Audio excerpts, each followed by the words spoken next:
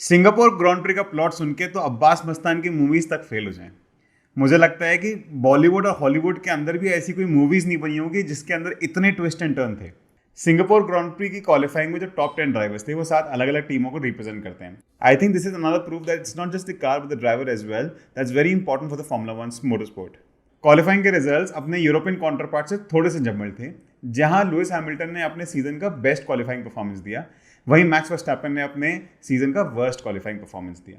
एक wait Q3 में हमने हर ड्राइवर को स्किड करते देखा, बट चेको पेरेस से चार्ल्स लेक्लेक ने पोल पोजीशन छीन लिया। और Q3 के एंड में हमने मैक्स के एक शानदार लैप को अबॉर्ट करते देखा, जबकि वो चार्ल्स से 2.5 सेकंड बेटर था क्योंकि उनकी गाड़ी में पेट्रोल खत्म हो गया था। ऑल इन ऑल संडे की रेस के अंदर चार्ल्स और पेरेस फ्रंट रो पे खड़े थे। रेस का स्टार्ट चेको के लिए लेक्लेक से बेटर था। टर्न 1 के आने से पहले ही लेक्लेक इस रेस की लीड पेरेस को दे चुके थे। अच्छी खासी बारिश से डिले हुई रेस का स्टार्ट हर ड्राइवर ने इंटरमीडिएट टायर पे किया। प्लस काफ़ी सारी सेफ्टी कार और वर्चुअल सेफ्टी कार के बाद भी किसी भी ड्राइवर ने ये ज़रूरत नहीं करी कि वो स्लिक पे चले जाए, एक्सेप्ट रसल।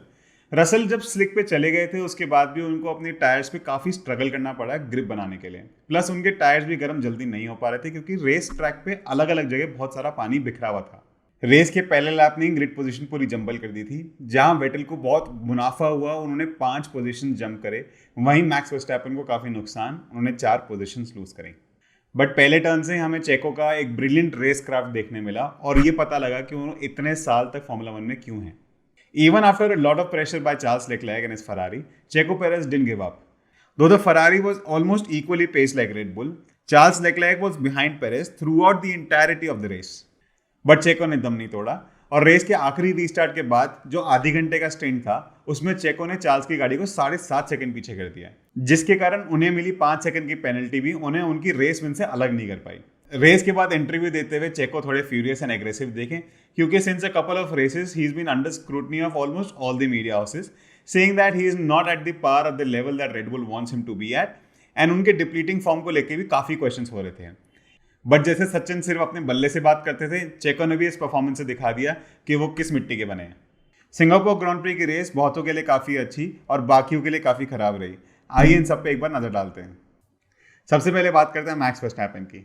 वर्स्टैपन के लिए वीकेंड पूरे सीजन का सबसे खराब वीकेंड रहा क्योंकि जब क्वालिफाइंग के अंदर उन्होंने लास्ट के 2 लैप अबॉर्ट किए तब उन्होंने क्वालिफाइंग में 8th फिनिश किया।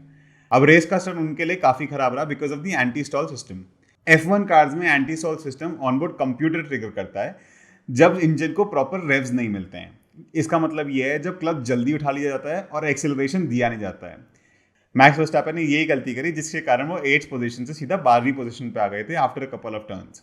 और फर्स्ट हाफ के बाद वो जब लैंडन नॉरिस को ओवरटेक कर रहे थे तब ट्रैक डैम्प होने के कारण प्लस लेट ब्रेकिंग के कारण उनके टायर्स लॉकअप हो गए और वो रन ऑफ एरिया में चले गए। इसलिए अपनी रिकवरी रन के अंदर जहां वो 4th पोजीशन के लिए फाइट कर रहे थे वो 5th पोजीशन से और नीचे आ गए।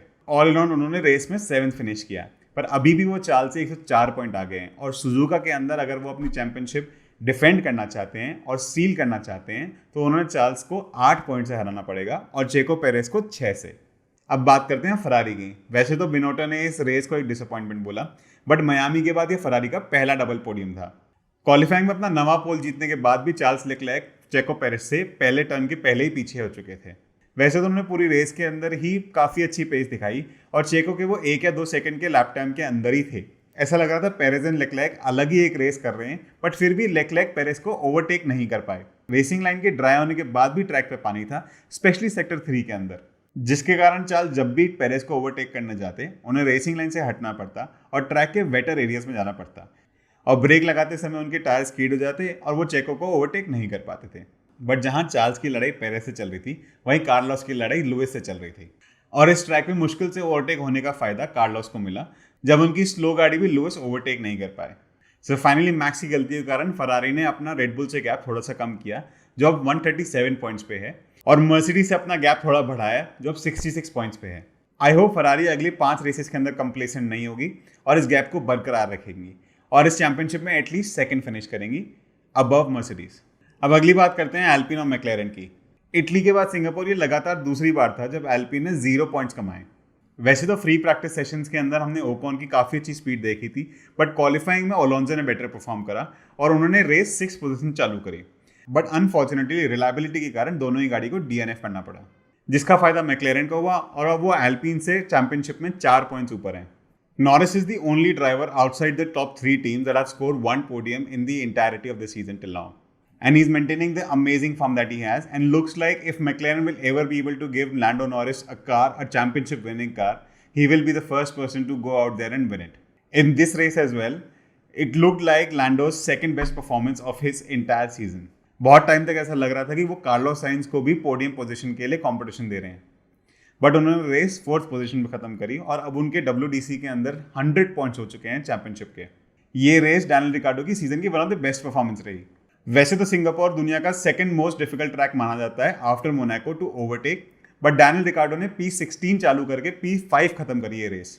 ऐसे ट्रैक पे 11 पोजीशन का जंप ये बताता है कि डैनियल रिकार्डो अगर अपनीयत पे आए तो वो किसी को भी नहीं छोड़ेंगे।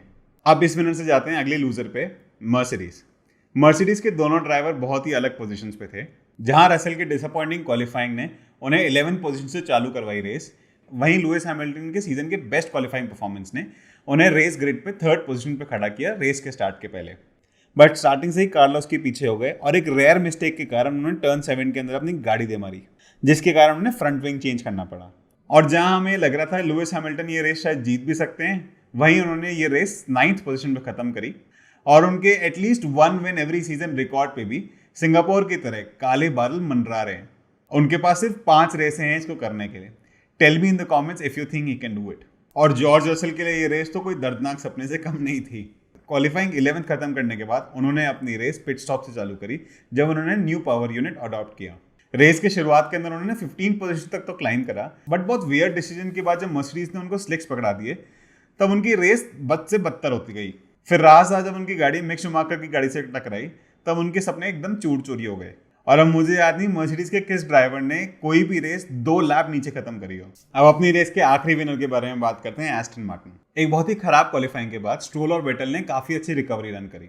वेटल ने तो 5 पोजीशन तक जंप कर ली थी रेस के पहले ही लैप में, और रेस का लास्ट आधा घंटा वेटल ने अपनी जान लगा के वर्स्टैपेन से डिफेंड करा ताकि स्ट्रोल 6th फिनिश कर पाए।